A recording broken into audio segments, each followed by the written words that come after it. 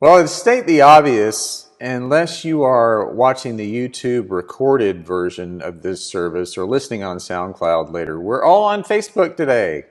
And I'm really very thankful for all the ways that we can be brought together. As the scientists used to say to start every episode of the $6 Million Man TV show, we have the technology. And if you even know what the $6 Million Man is, congratulations. You're officially old, just like me. Over the years, I've been one of those on-again, off-again Facebook users. I'll be on for a while and then I'll cancel it. But these days, it's just become a necessity, especially if you want to do something like this. And now, of course, Facebook is kind of old school, really. It's just one of many options for connecting because there's Tumblr, Instagram, Caring Bridge, Goodreads, Twitter, LinkedIn, Snapchat. It just goes on and on and on, all these social platforms. But many years ago, Ellen had a Facebook profile long before I finally gave in and got one. I was like the last kid on the block to get this new toy. Not long after I did, she asked me what I thought was an innocent question. She said, "So, how many friends do you have?" Now I realize it might sound really weird for me to describe how Facebook works because we're all on Facebook right now. But we know that there will be some folks who will watch or listen to or even read this later on some other platform, right? And people who just are not familiar with how it works. Some people will even read a manuscript of our service that's been mailed to them. We do that kind of thing. So please bear with me for the following Facebook 101 sidebar. Facebook is all about friends, and a friend is someone you may or may not know very well, but that person also has a Facebook profile. So they send you a friend request through Facebook, or you ask to be their friend, and if you both agree that that's a great thing, then bingo, you're friends. And that means from then on, when one of your friends posts anything on Facebook, it'll show up on your Facebook profile feed, right along with all the other fascinating stuff from all of your other friends, and you can comment on it, you can like it, you can love it, you can share it, whatever. Anyway, we all know that you can quickly fall down into this social media trance and go down a rabbit hole, and before you know it, you've missed something that's really, truly important in your life, like watching the next episode of Better Call Saul. And the more friends you have, it's like a pebble that's been dropped into a pond because you then learn what their friends are doing and saying, and maybe you'll become friends with them too. Now, some of these people, maybe most of them, you've never actually met before in the flesh. I initially had a Facebook friend from Bangladesh. Really nice guy. So back to Elle. When she asked me that question all those years ago, I looked at the number of Facebook friends I had at the time, and there were probably 20 or 30. I was rather selective, but I was also brand new at it, and I was very proud of my friend in Bangladesh. And so I told her that number, thinking that was no big deal, and asked her how many friends she had. She said, "Oh, I've lost count, but probably a couple thousand." Well, I had not realized we were doing this whole competition thing again. But the gauntlet had been thrown down, and even though I had a lot of catching up to do, I was not going to shrink from that kind of bald-faced challenge. So I spent probably the next, 72 hours straight looking up every person I even remotely knew and a lot more people who spoke different languages, and I asked them to be my friend on Facebook. The Queen of England, at least someone who claimed to be the Queen, was one of my Facebook friends. But it's worth asking, would the actual Queen really be one of my friends?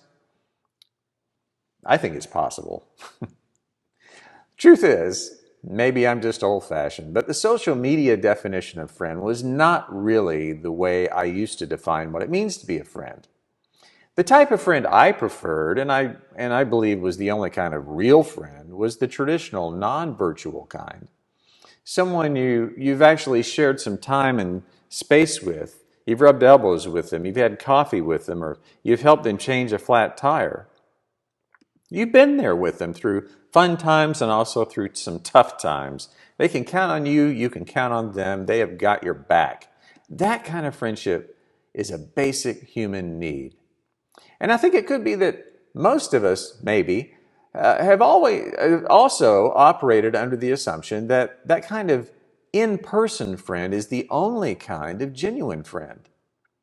And I suspect that is a huge reason why what we are going through with stay-at-home orders and social distancing can be so stressful and even demoralizing. We'd love to get back to having friends over for dinner and sit in the same room and talk. We'd love to bump into someone we really enjoy and have a face-to-face without wearing a face mask or standing 6 feet apart. But to stay healthy and keep everyone else healthy, our connections with friends are just not the same these days. So what Facebook and all those other platforms once offered as just an optional way of having friendships, we're now dealing with as more of the norm. We're discovering that friends, truly good friends increasingly, can include people we may have never met in person. You know, we absolutely need safe human connection with people we know and trust and love. But given the circumstances, given this new reality, we need to ask ourselves, how are we doing with all that? How are we really being friends?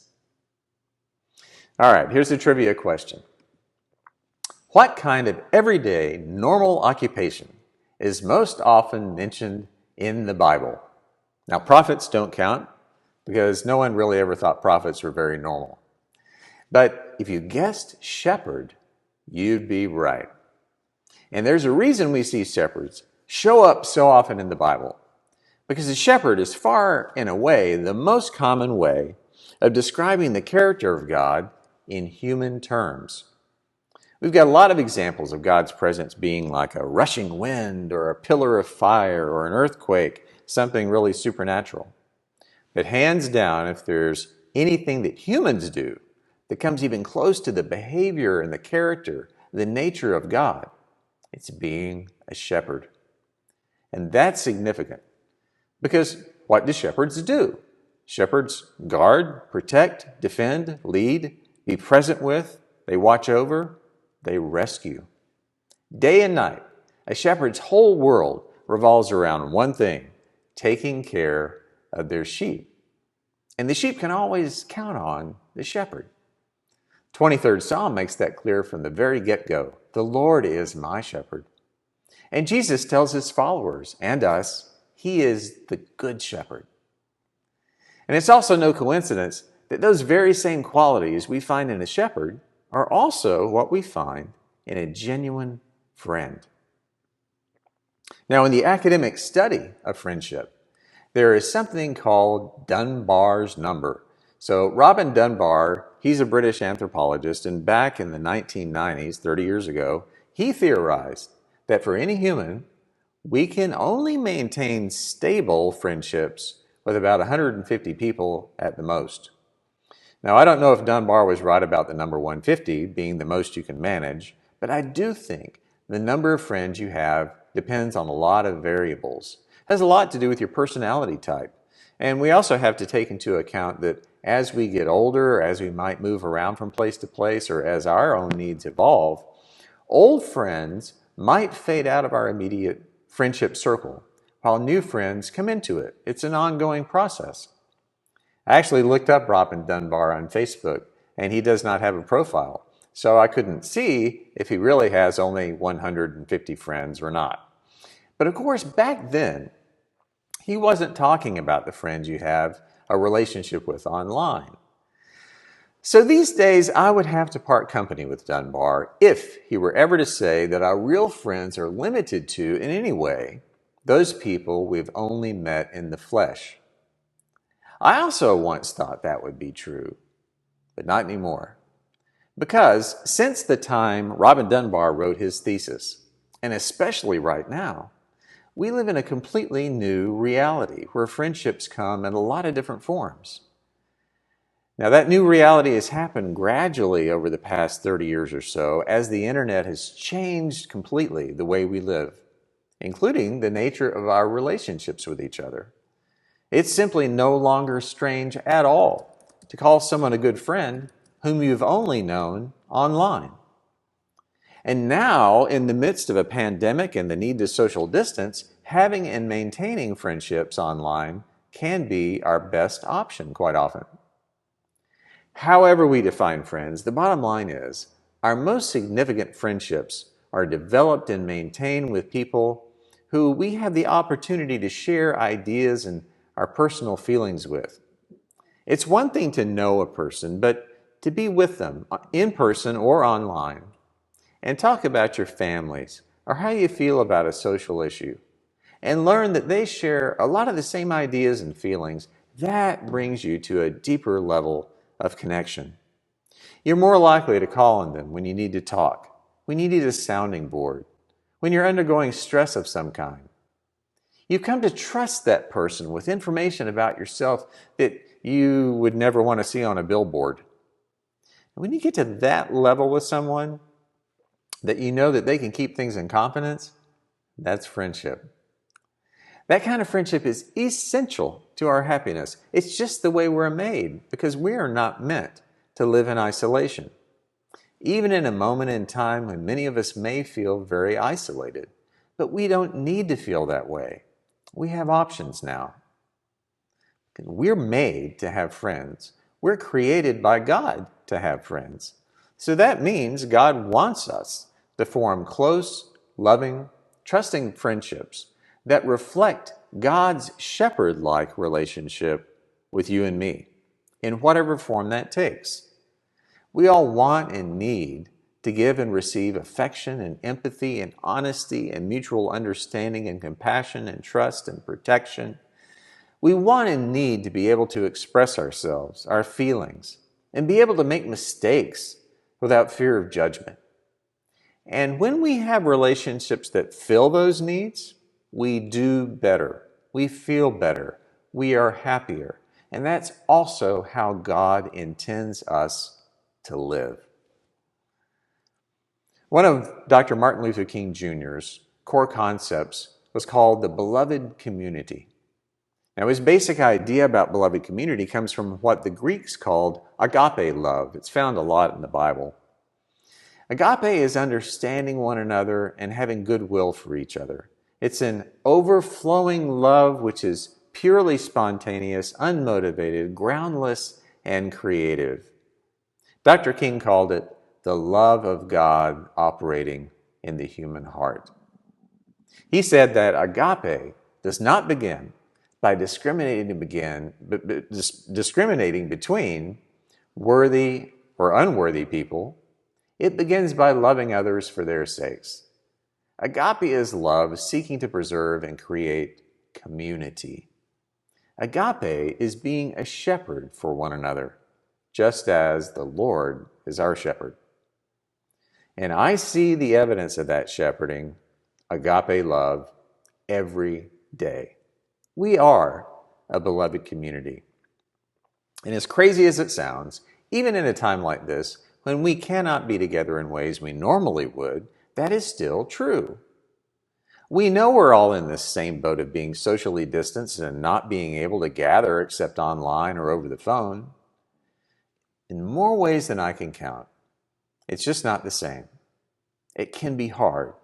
It can feel lonely, I know. And I think it's safe to say that we can't wait until we can get back together in person. There's a lot of people I need to hug. At the same time, we have to be safe and responsible and not rush into doing anything that'll just make the situation worse. So in the meantime, and maybe for a good while to come, we will be living in a whole new way. I don't expect things will ever quite be the same. But you know what? If that's our reality, then we have a pretty clear choice to make.